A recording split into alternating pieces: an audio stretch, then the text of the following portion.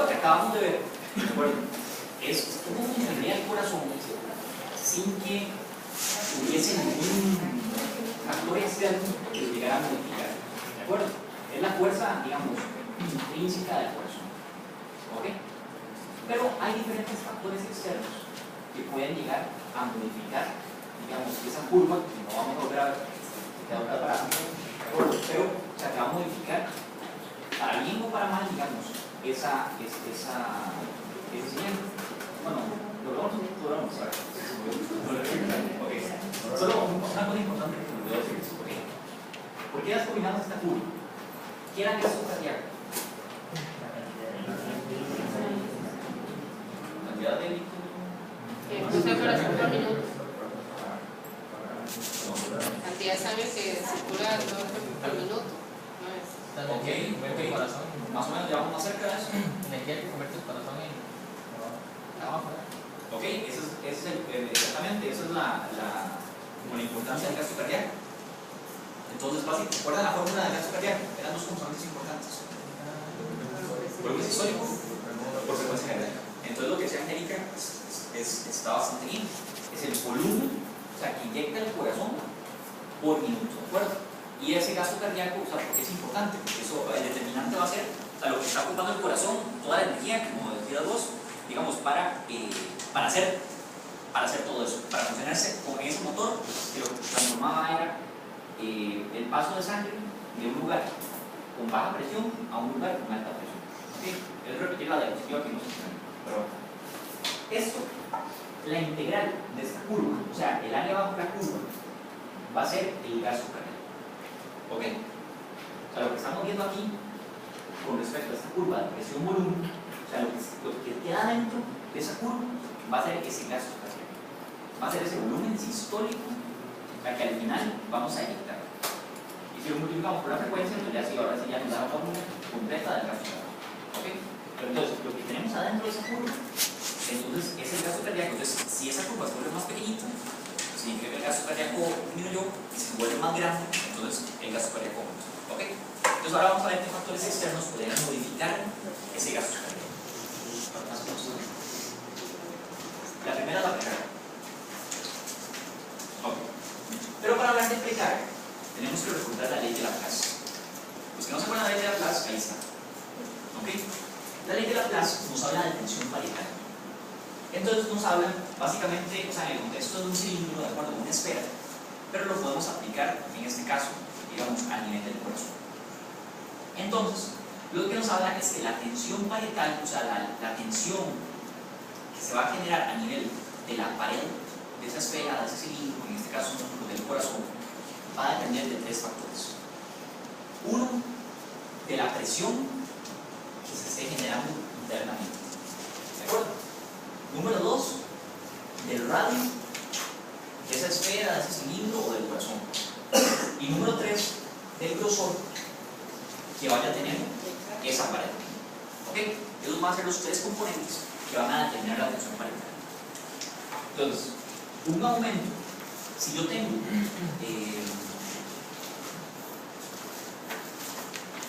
un globo desinflado y lo empiezo a inflar, digamos, con esas máquinas, digamos, de helio o lo que sea, y lo empiezo a inflar, y lo empiezo a inflar, y lo empiezo a inflar, o sea, le voy metiendo más moléculas, ¿de acuerdo?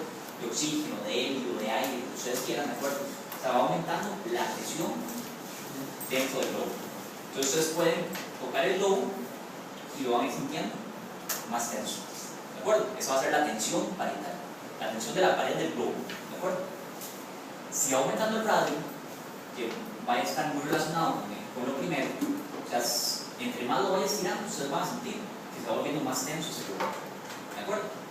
Y por supuesto, o sea, si lo que compramos es un buen globo, ¿de acuerdo? O sea, no va a aguantar más presiones, ¿de acuerdo? Ustedes lo van a sentir más fuerte que un globillo, digamos, de piñata, ¿de acuerdo? Con cualquier presión, ¿de acuerdo? Pueden llegar a romperse. ¿Ok? Entonces, esos van a ser los tres componentes que también van a hablar de esa tensión parietal que se va a generar en el corazón. Entonces, el concepto que ahora vamos a ver de precarga es esa tensión parietal que se va a generar en un momento dado del corazón.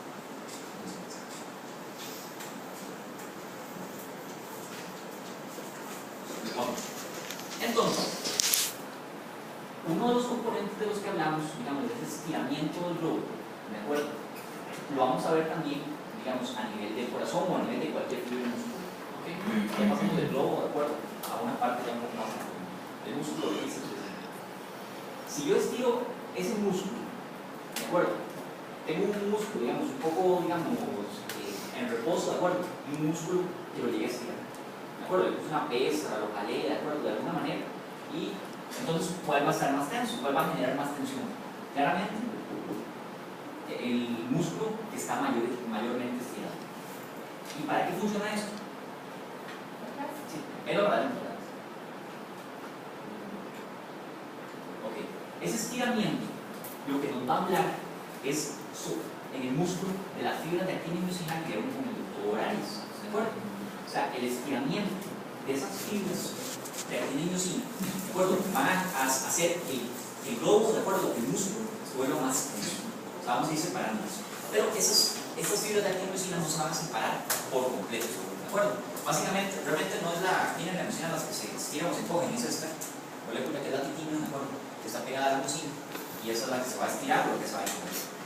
Y entonces, para entenderme un poquito mejor de qué estoy hablando, o sea, lo podemos ver a manera de una resortera, ¿de acuerdo?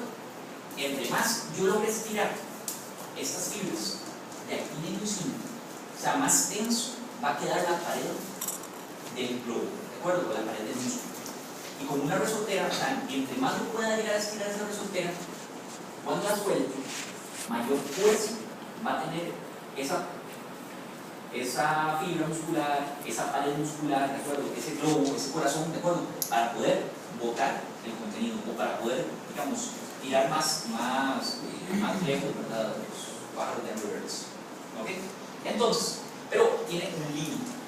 En un momento, si yo logro estirarlo mucho, o sea, lo que va a hacer es que voy a separar esas fibras de actina y miosina, entonces ya el efecto, o sea, de fuerza, de tensión parital que hemos tenido, se va a llegar a perder. Entonces, por así decirlo, es autolimitado. O sea, no es que si yo más lo estiro, o sea, más fuerte se va a volver. O sea, hay un límite. Ahora bien, ¿cómo vamos a llegar a estirar? O sea, no estamos hablando de una resortera, no estamos hablando de un músculo, ¿de acuerdo? Como un bíceps. Estamos hablando del corazón. ¿Cómo hacemos para estirar esas fibras del corazón?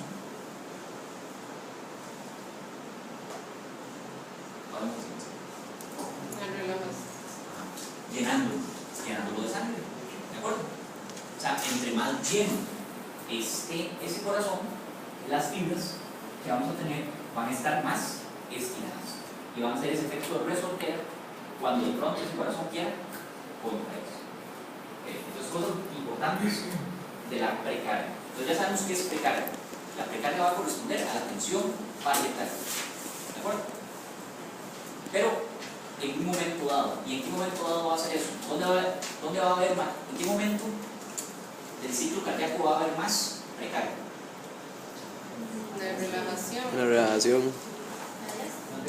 Ok, no. En la sístole se va a contraer. En la diástole. ¿Y en qué pasa la diástole? Al final de la diástole. O sea, cuando esté más lleno, ¿de acuerdo? ¿De acuerdo? Cuando esté más lleno es donde va a estar más estirado esas fibras musculares. Entonces, la precarga va a ser la presión telediastólica. ¿Ok? Va a estar en relación con la presión telediastólica. ¿Ok? O sea, cuando estas fibras van a estar más estiradas.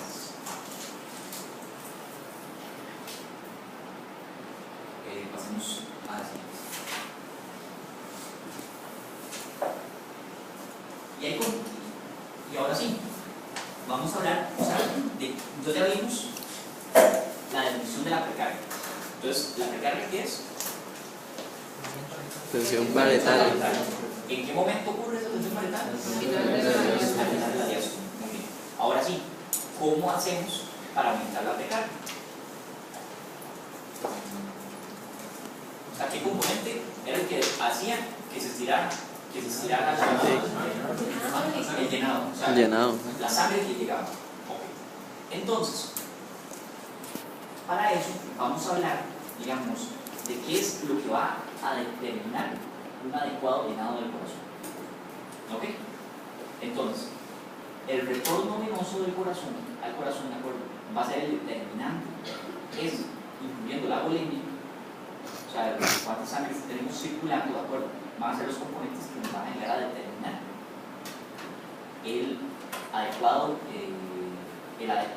la adecuada recarga, ¿de acuerdo? El adecuado llenado ventricular, ¿de acuerdo? Y un aumento de la recarga. Ahora, hay diferentes formas o hay diferentes bombas fisiológicas que nos ayudan con este llenado ventricular, con este retorno venoso. Una de ellas es la bomba muscular. Esta bomba muscular, ok. ¿Cuáles son los vasos de capacitancia? ¿Cuáles son los vasos en el cuerpo? No, que van a acumular, las que van a ser los reservorios de sangre, digamos. No, los capilares son diferentes. ¿Dónde se va a acumular más la sangre? ¿En qué vasos? Las venas.